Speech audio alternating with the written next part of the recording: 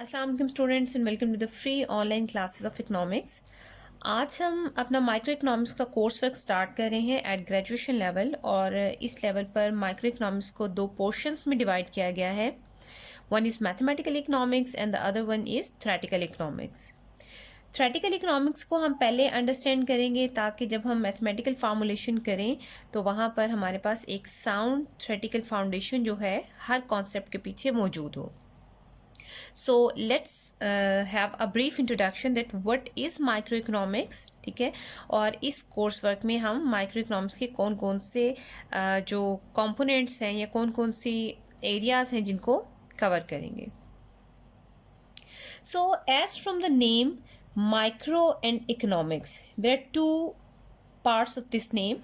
Economics is basically everything about the scarcity, ठीक है। जैसे हमारे पास इकोनॉमिक्स की डेफिनेशन मौजूद है कि इकोनॉमिक्स इंसान के उन रवैयों की स्टडी है जिसमें वो अपने अनलिमिटेड वांट्स को अपने लिमिटेड रिसोर्सेज से फुलफिल करने की कोशिश करता है, ठीक है। यानी economics is all about scarcity. Scarcity means that the resources are limited, ठीक है। और micro means a smaller part.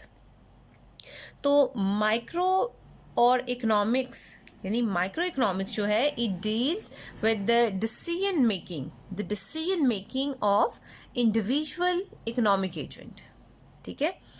यानी economic agents, there are two economic agents, consumers and producers, ठीक है।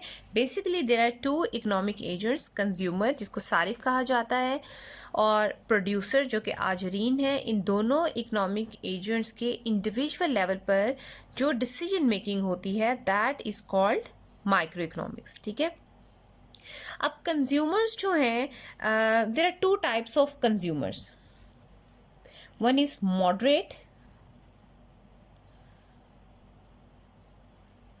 एंड इमॉडरेट, ठीक है। मॉडरेट कंज्यूमर और immoderate consumer. Moderate consumers ऐसे कंज्यूमर होते हैं विच परचेज और demand a part of their need, ठीक है। जितनी उनको ज़रूरत होती है उसका एक हिस्सा जो है वो परचेज करते हैं। It means they do not purchase more than their demand, ठीक है।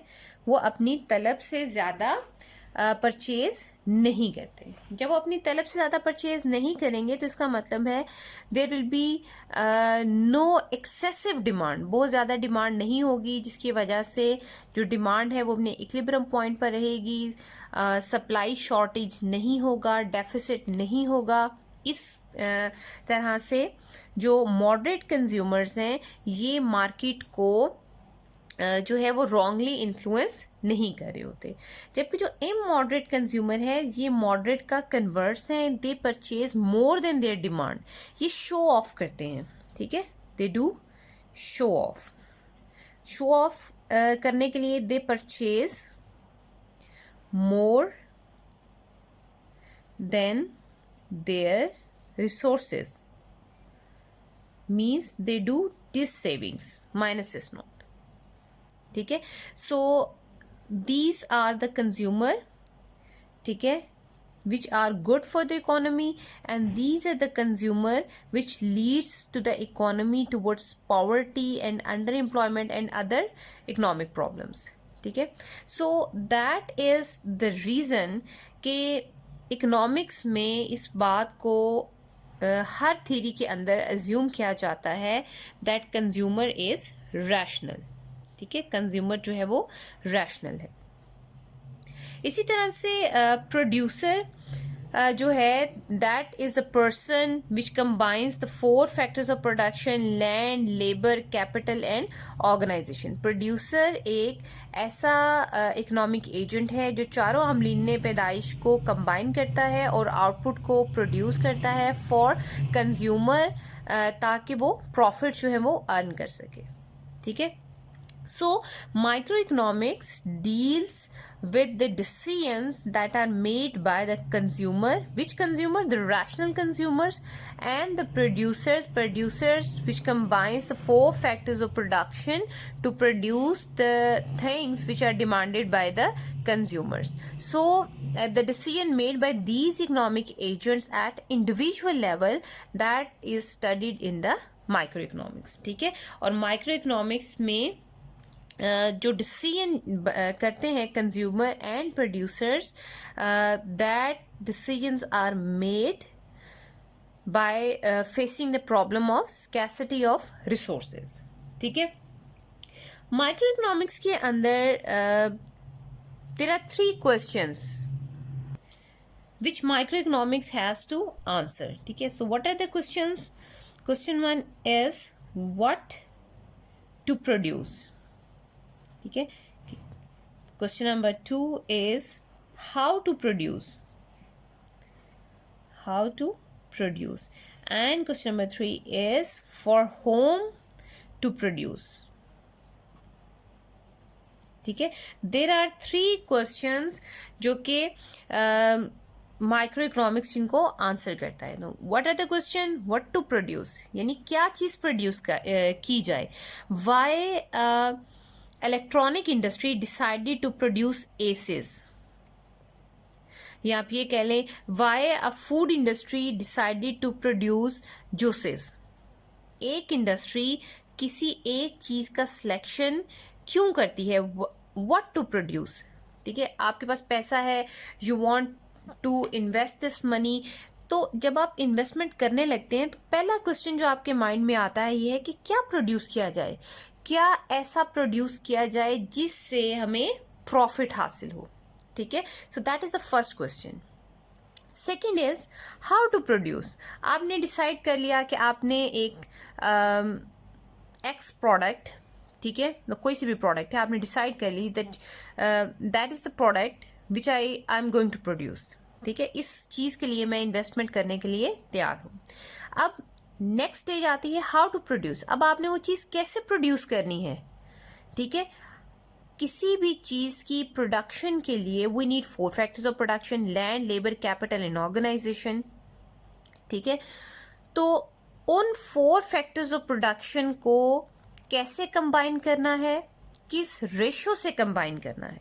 ठीक है, आपने देख लिया कि 4 फैक्टर्स ऑफ प्रोडक्शन हमें अपनी अपनी मार्केट से मिल जाएंगे, यानी लेबर मार्केट से मिल जाएगी, कैपिटल मार्केट से मिल जाएगा, एंड सो ऑन. ठीक है, अब उनका जो कॉम्बिनेशन है, ठीक है, जिसको फैक्टर ऑफ प्रोडक्शन का कॉम्बिनेशन कहा जाता है, वो क्या होगा. मीन्स कि आप जो प्रोडक्ट प्रोड्यूस करना चाह रहे हैं that should be labour intensive.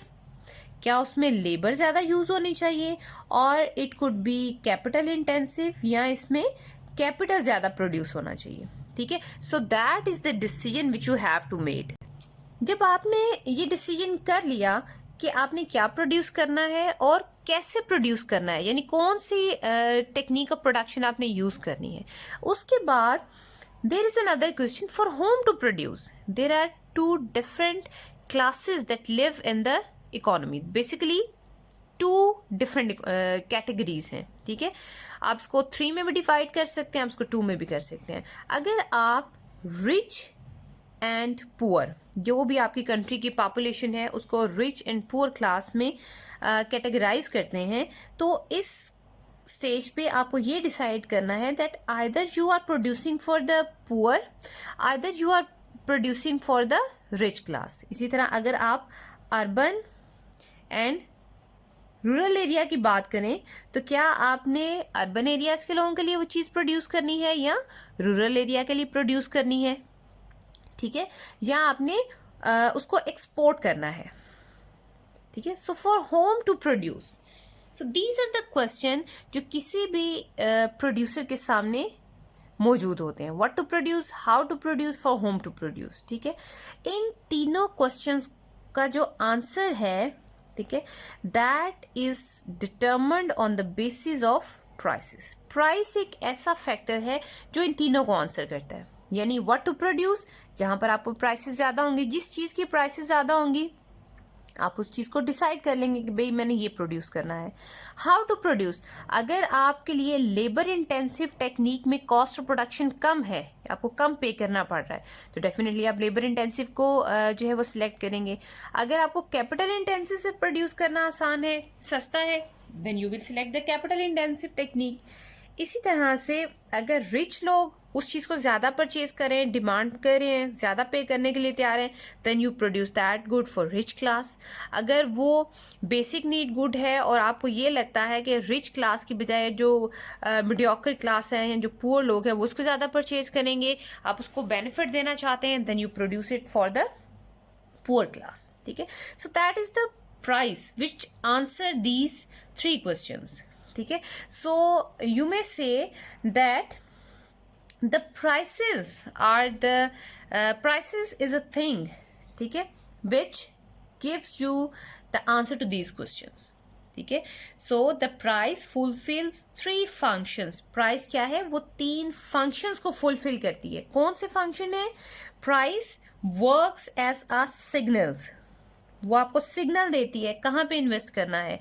It shows you the incentives, वो आपको इंसेंटिव्स बताती है कि देयर आर द इंसेंटिव्स. ठीक है, here you should produce.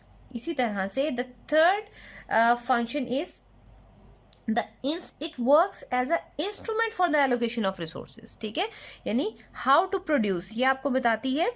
Instrument, it works as a instrument for allocation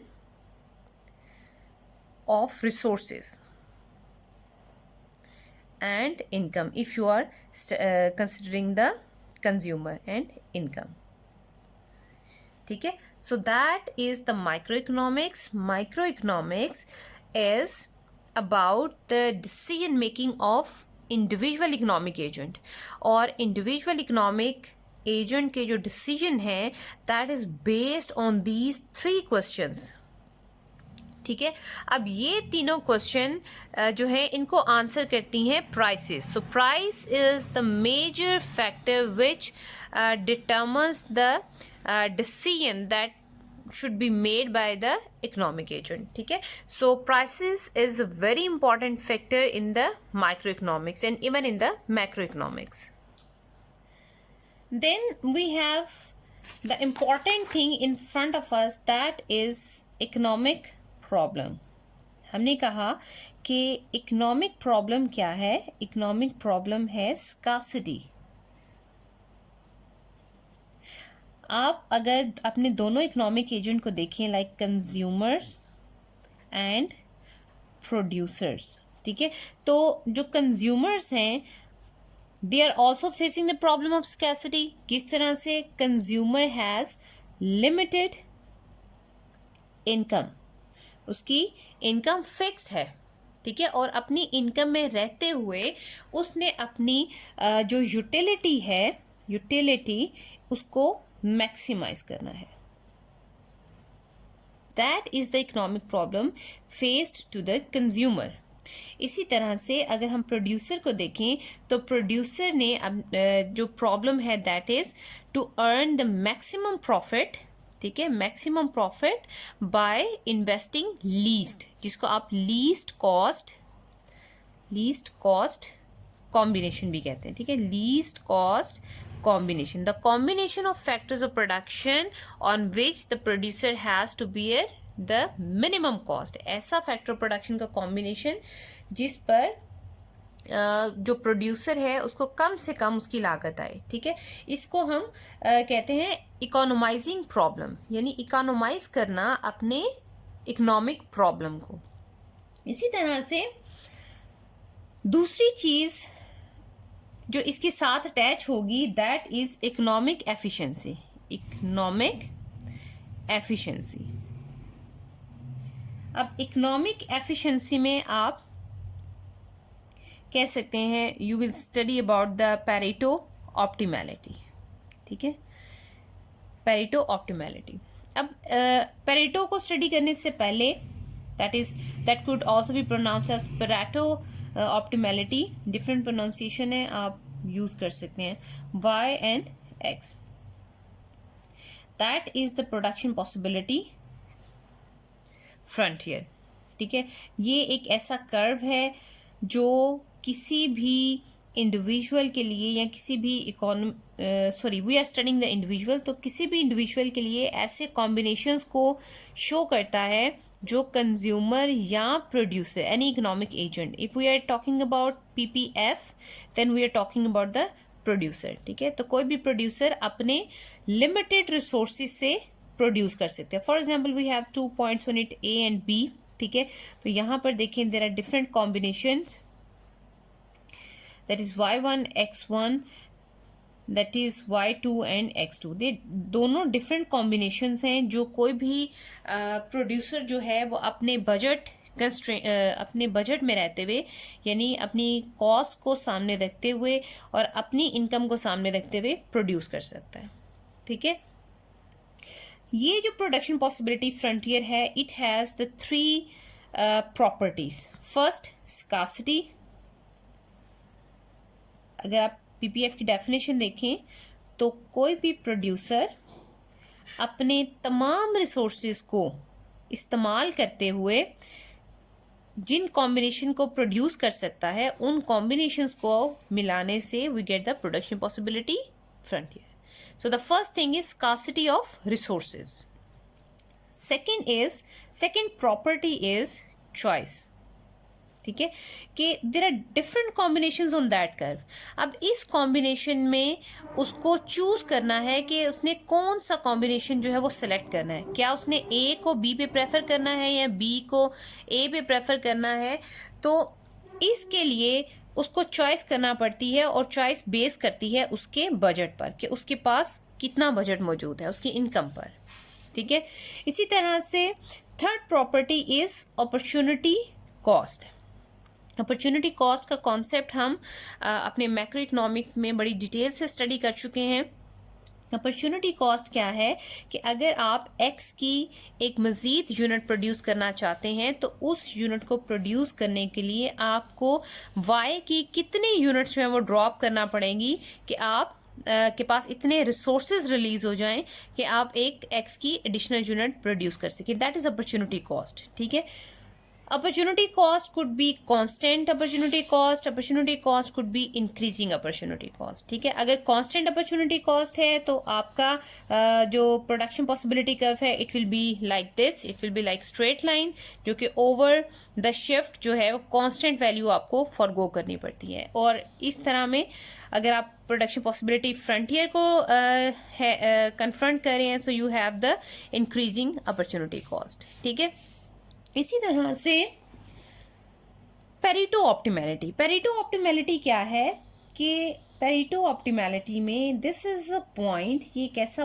point है आपकी प्रोडक्शन पॉसिबिलिटी कर्व और आपकी एक ऐसी चॉइस है कॉम्बिनेशन की जिस पर no person could be better off without inflicting harm to another. ठीक है, यानी अगर आप किसी एक पर्सन को बेनिफिट दे रहे हैं तो वो बेनिफिट जो है वो इसके साथ, उस बेनिफिट के साथ किसी दूसरे कंज्यूमर का हार्म अटैच नहीं होगा, यानी किसी दूसरे को नुकसान नहीं होगा। ठीक है, दैट इज पेरेटो ऑप्टिमैलिटी। इसी तरह से एक और कॉन्सेप्ट आप इसमें स्टडी करेंगे, that is Pareto superior. Pareto superior क्या है कि अगर आप ए पर्सन को बेनिफिट दे रहे हैं, आपके पास एक ऐसा कॉम्बिनेशन मौजूद है जो ए पर्सन को बेनिफिट देता है और बी पर्सन को नुकसान पहुंचाता है, यानी उसकी सेटिस्फेक्शन रिड्यूस हो जाती है, लेकिन रिडक्शन इन डिससेटिस्फेक्शन, यानी बी को जो हार्म हो रहा है that is smaller and the benefit is much greater than this, तो ये पॉइंट आपके पास पेरेटो सुपीरियर होगा।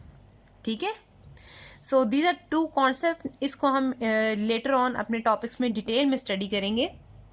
ठीक है, so that is the brief introduction that what is micro economics, what are the 3 questions. ठीक है, और उन तीनों क्वेश्चन को कौन सा फैक्टर आंसर करता है and what is the economic problem. अब हम चलते हैं कि इस कोर्स में हम कौन कौन से टॉपिक्स जो हैं वो कवर करेंगे माइक्रो इकोनॉमिक्स के।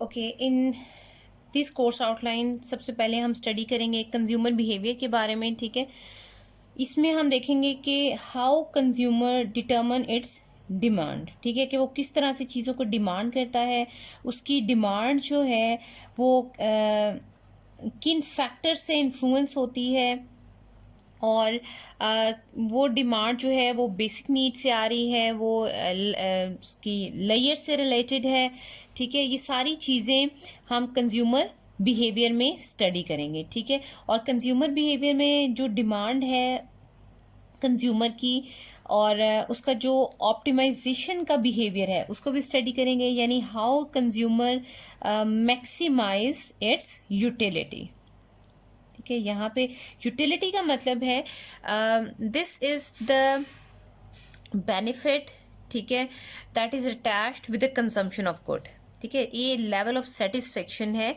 यानी अगर आपको एक ग्लास ऑफ वाटर से 10 यूनिट्स के बराबर सेटिस्फेक्शन हासिल हो रही है, दैट इज कॉल्ड यूटिलिटी, ठीक है। ये उस चीज़ की यूटिलिटी है। इसी तरह से यूटिलिटी को एक्सप्रेस करने के देयर आर टू थीरीज या दो मेथड हैं, ठीक है, that is cardinal and ordinal, ठीक है। कार्डिनल अप्रोच जो कि क्लासिकल अप्रोच है और प्रोफेसर मार्शल ने इसको प्रेजेंट किया था, इसके मुताबिक जो यूटिलिटी है दैट कुड बी मेजर्ड, ठीक है। यूटिलिटी को मेजर किया जा सकता है इन यूनिट्स। जैसे अभी मैंने आपसे कहा कि एक ग्लास ऑफ वाटर की जो यूटिलिटी है वो 10 यूनिट्स के बराबर है, तो it means I am measuring the utility in units, so I am following the cardinal approach, ठीक है। फिर लेटर ऑन कार्डिनल थ्योरी जो है इसको जो है वो क्रिटिसाइज किया गया that utility can not be measured, utility जो है वो मेजर नहीं की जा सकती।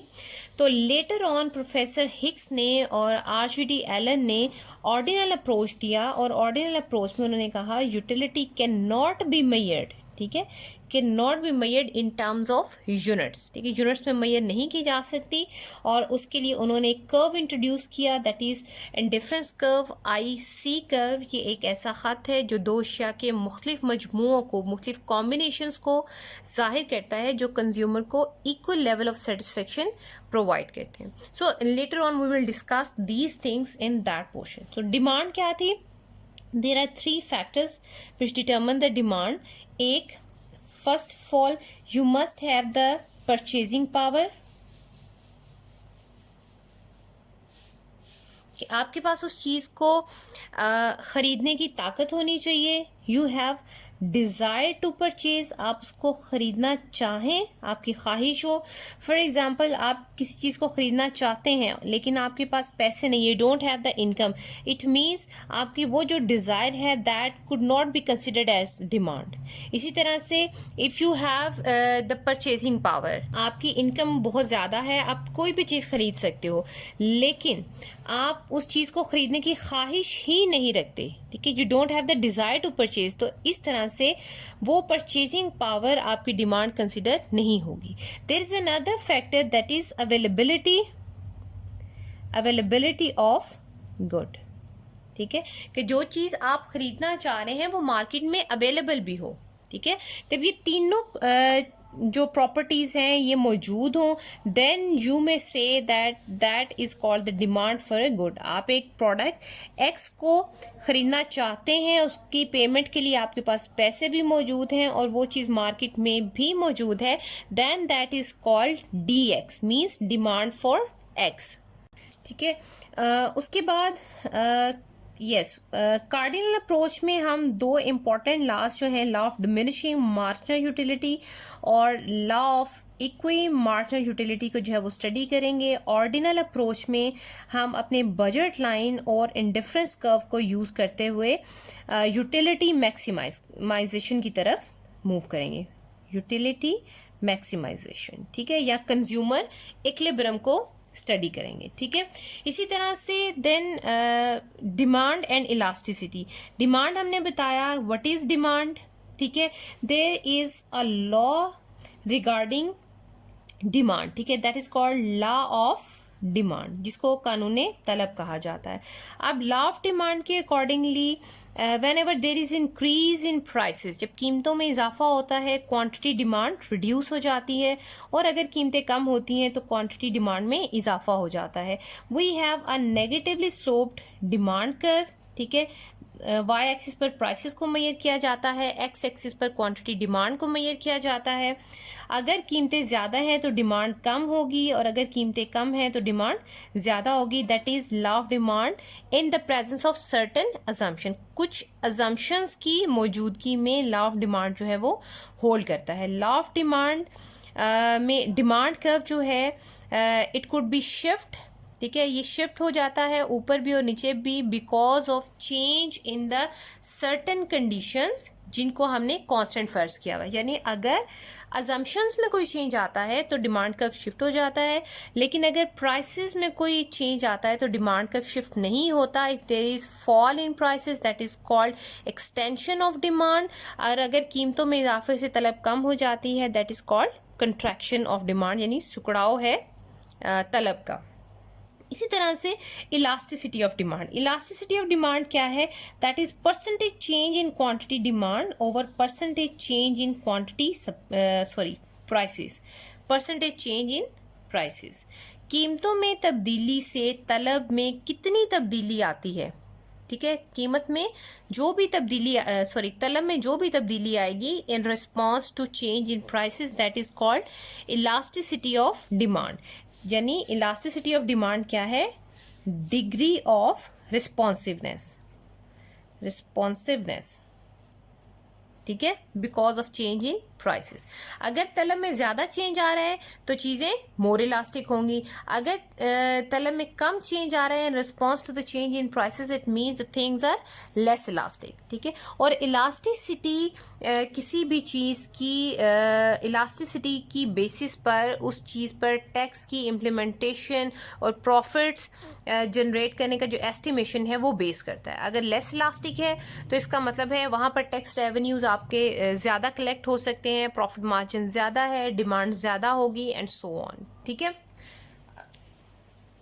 और इसी तरह से अगर लेस इलास्टिक है तो इसका मतलब है कीमतों में बहुत ज़्यादा भी उतार चढ़ाव आ जाता है तो तलब में बिल्कुल स्मॉलर चेंज जो है वो आएगा, डिमांड ज़्यादा इन्फ्लुएंस नहीं होगी इसकी, ठीक है। सो इसी तरह से जैसे हमने demand and elasticity of demand को स्टडी किया, इसके साथ ही हम स्टडी करेंगे supply and elasticity of supply, ठीक है। सप्लाई क्या है? सप्लाई है कि प्रोड्यूसर किसी भी चीज़ को करंट प्राइस लेवल पर जब मार्केट में बेचने के लिए भेज देता है, that part of production is called supply. For example, एक प्रोड्यूसर ने 100 यूनिट्स प्रोड्यूस की हैं, ठीक है, उसमें से वो 50 यूनिट्स को मार्केट में भेज रहा है फॉर सेल और 50 यूनिट्स को मार्केट में नहीं भेज रहा सेल के लिए। तो जो पार्ट उसने मार्केट में सेल के लिए भेज दिया दैट इज कॉल्ड सप्लाई, ये रसद कहलाएगी ऑन द प्रीवेलिंग प्राइसेस, ठीक है। लेकिन जो चीज़ जितना चीज़ें उसने अपने पास स्टॉक में रख ली दैट इज कॉल्ड स्टॉक। यानी सप्लाई वो जो मार्केट में सेल के लिए भेज दी जाती है, स्टॉक वो जो मार्केट प्रोड्यूस तो किया जाता है लेकिन मार्केट में सेल के लिए नहीं भेजा जाता, ठीक है। इसी तरह लॉ ऑफ सप्लाई होल्ड करता है कि अगर कीमतें ज़्यादा होंगी तो प्रोड्यूसर ज़्यादा चीज़ें मार्केट में सेल के लिए भेजेंगे क्योंकि कीमतें ही प्रोड्यूसर्स का प्रॉफिट होती हैं, ठीक है। तो इस कंडीशन में उनके प्रॉफिट ज़्यादा होते हैं तो वो मार्केट में ज़्यादा चीज़ें भेजते हैं। जब कीमतें कम होंगी, अब उनके प्रॉफिट्स कम हो गए हैं तो वो कम चीज़ें प्रोड्यूस करेंगे और मार्केट में सेल करेंगे। That law of supply also hold true in the presence of certain assumptions, ठीक है। इसी तरह अगर आप लॉ ऑफ सप्लाई को देखें, we have a positively sloped curve. अगर कीमतों में इजाफा होता है तो सप्लाई में भी इजाफा हो जाएगा, ठीक है। और एट द एंड हमारे पास जो इक्विलिब्रियम आता है that equilibrium is obtained with the intersection of supply and demand. यहाँ पर हमारे पास कीमतें और तलब जो है, जो क्वांटिटी है वो डिटरमिन होती है, दैट इज कॉल्ड इक्विलिब्रियम, ठीक है। और अकॉर्डिंग टू द क्लासिकल्स ये इक्विलिब्रियम जो है दैट इज स्टेबल इक्विलिब्रियम। अगर कोई डिसइक्विलिब्रियम प्रोड्यूस होता है तो वो ऑटोमेटिकली जो है डिटर्मन हो जाता है, सॉरी मूव कर जाता है अपने इक्विलिब्रियम पॉइंट पर। Now we have the theory of cost. We have 4 factors of production, land, labour, capital and organisation. ठीक है, चारों फैक्टर्स ऑफ प्रोडक्शन की पेमेंट्स होती हैं, अदायगियाँ होती हैं, रिवॉर्ड्स होते हैं। ठीक है, उन रिवॉर्ड्स को, उन अदायगियों को जब हम कंबाइन करते हैं so we have the total cost. अब थ्योरी ऑफ कॉस्ट में और basic objective is to minimise the cost. ठीक है, जिसको हम लीस्ट कॉस्ट कॉम्बिनेशन भी कहते हैं। अब यहाँ इस एरिया में हम स्टडी करेंगे कि किस तरह से जो प्रोड्यूसर हैं वो अपने कॉस्ट को मिनिमाइज करते हैं। तो इसके लिए we will use the iso cost curves, जिसको बजट लाइन ऑफ प्रोड्यूसर कहा जाता है, और second curve is iso quant curve, that is IQ curve. IQ curve ऐसा कर्व जो दो चीज़ों के ऐसे कॉम्बिनेशन को जाहिर करते हैं जो कोई भी प्रोड्यूसर अपने गिवन आइसो क्वांट में रहते हुए प्रोड्यूस कर सकता है। ठीक है, सो आइसो क्वांट ऐसे कॉम्बिनेशन दो चीज़ों के, सॉरी दो फैक्टर ऑफ प्रोडक्शन के जो इक्वल लेवल ऑफ आउटपुट को प्रोड्यूस करते हैं। ठीक है, we have factors of production there, capital and labour, and that is iso quant if is IQ is equal to 100. तो there are different combinations of capital and labor. अब ये आमलीन पैदाइश के मुख्तलिफ कॉम्बिनेशन हैं जो 100 यूनिट्स को प्रोड्यूस कर सकते हैं। अब अगर आप इस A पॉइंट को देखें तो A पॉइंट पे कैपिटल ज़्यादा है, लेबर कम है, तो ये कैपिटल इंटेंसिव है, इसमें कैपिटल ज़्यादा यूज़ हो रहा है। ठीक है, अगर B पॉइंट को देखें तो यहाँ पर लेबर ज़्यादा यूज़ हो रही है, तो दैट इज़ लेबर इंटेंसिव, इसमें लेबर ज़्यादा यूज़ हो रही है। ठीक है, so producer has to choose one point A और बी।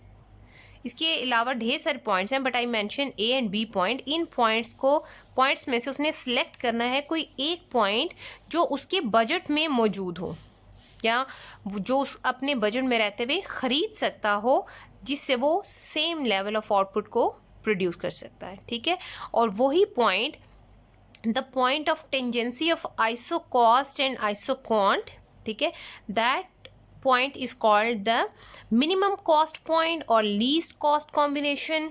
ठीक है, तो यहाँ पर जो प्रोड्यूसर है that will be in equilibrium, so that will be studied in the theory of cost in this topic। ठीक है, theory of cost वाले टॉपिक में स्टडी करेंगे। इसके अलावा there is the theory of market structure। There are different market structure। Market is a place, ठीक है, जहाँ पर प्रोड्यूसर्स और सेलर्स अपनी चीज़ों को बेच रहे होते हैं, प्रोड्यूसर और सेलर्स, और कंज्यूमर जो है, बायर्स जो है, उसको खरीद रहे होते हैं। ठीक है, यानी this is a place where the exchange takes place. ठीक है, जहाँ पर एक्सचेंज जो है वो हो रहा होता है, चीज़ों का बाइंग एंड सेलिंग हो रही होती है। ज़रूरी नहीं कि बहुत बड़ा एक प्लेस हो, एक ख़ास प्लेस हो। It could be happen in a small shop, it could be happen in the smaller area और इन अ स्ट्रीट और इन अ हाउस, जहाँ पर भी when there are large number of buyers and sellers who are doing purchase and sale of things, that is called the market। वो market कहलाएगी। ठीक है, market की डिफरेंट टाइप्स हैं, जिसमें हम स्पेसिफिक मार्केट है जिसमें किसी एक ही चीज़ की मार्केट सेल हो रही हो, प्रोडक्ट सेल हो रही होती है, जैसे गोल्ड मार्केट है, वेजिटेबल मार्केट है, फ्रूट मार्केट है, एक्सचेंज मार्केट है, लेबर मार्केट है, कैपिटल मार्केट है, एंड सो ऑन। ठीक है, there different categories of markets. अब यहाँ पर हम स्टडी करेंगे मार्केट स्ट्रक्चर, कि एक मार्केट के अंदर क्या स्ट्रक्चर फॉलो किया जा रहा है। तो there are different structure which we are going to study in that topic. One is pure market. ठीक है, then we will move towards the perfect competition market. ठीक है, मुकम्मल मुकाबले की मंडी। ठीक है, खालिस मंडी, मुकम्मल मुकाबले की मंडी। Then we will move towards the monopoly, इजारादारी, ठीक है. Then we will move towards the duopoly, then oligopoly, oligopoly और oligopoly, and then we will move towards the monopsony. इसके अलावा भी मोनोपोली के अंदर कार्टल्स भी आ जाते हैं and different models that we will study in this topic, ठीक है. ये मार्केट स्ट्रक्चर्स हैं, इसके अंदर मार्केट स्ट्रक्चर में डिफरेंट चीज़ें जो हैं वो मौजूद हैं जिनको हम स्टडी करेंगे. डिफरेंट डायग्राम्स हैं, डिफरेंट कंडीशंस हैं जिनमें ये मार्केट्स होल्ड करती हैं, इनको हम वन बाय वन जो है वो स्टडी करेंगे. सो that is the brief introduction of the course content, कि इस कंटेंट में हम क्या इस कोर्स में क्या क्या हमारे कंटेंट्स हैं, हम क्या क्या स्टडी करेंगे. So to sum up the topic, हमने पढ़ा what is micro economics. Micro economics में हम स्टडी करते हैं कि किस तरह से जो इंडिविजुअल इकोनॉमिक एजेंट्स हैं वो अपने डिसीजन को बिल्ड अप करते हैं, फाइनलाइज करते हैं अपने डिसीजन को, ठीक है. There are 3 questions which they have to answer, और उनका आंसर करने के लिए they have to check the prices, what is the price level, यानी उन क्वेश्चंस के आंसर बेस करते हैं प्रिवेलिंग मार्केट प्राइसेस पर. इसके अलावा हमने डिफरेंट टॉपिक्स देखे. Theory of consumer behaviour, consumer behaviour में हमने डिमांड और सप्लाई को प्रोड्यूसर बिहेवियर में देखा. उसके बाद we will discuss the theory of cost, जिसको हम लेटर ऑन डिटेल में स्टडी करेंगे जैसे जैसे टॉपिक्स आते जाएंगे. Then we will focus on the market structure, and we have different types of market structure, और हर मार्केट स्ट्रक्चर जो है वो सर्टन कंडीशंस में जो है, सर्टन अजम्पशंस की प्रेजेंस में एग्जिस्ट करते हैं, ठीक है. So that is the brief introduction. I hope you understand well. From the next lecture we will start the topic theory of consumer behavior. It's all. Thank you so much.